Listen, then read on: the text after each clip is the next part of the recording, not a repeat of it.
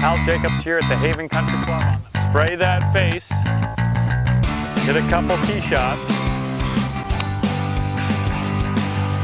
Where you hit it, on the club face.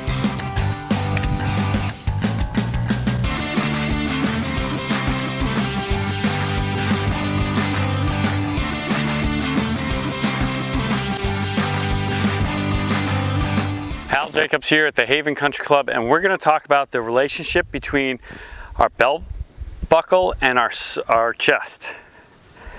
A lot of people in the golf swing that I teach, their chest gets ahead of their belt buckle. It's going to promote a huge over-the-top chop. I also teach people where the belt buckle gets way ahead of the chest. That's going to be a thin slice out to the right. It's going to be really hard to square the club face. So in the golf swing, the hips go slightly ahead of where they are at the top of the backswing, and when we come into the ball, the belt buckle is slightly ahead of the chest. And when we're finished, the same thing, the belt buckle is slightly ahead of the chest.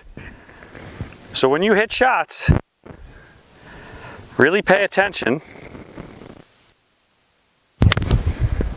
to where you're finished.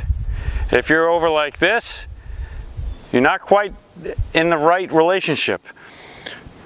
So make your swing, correct it, and see what that feels like.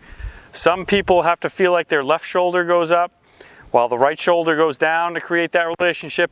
Some people feel like the hip bumps a little before it turns. It's unique to everybody, but in the end, when you're finished, the chest should be slightly behind the belt buckle.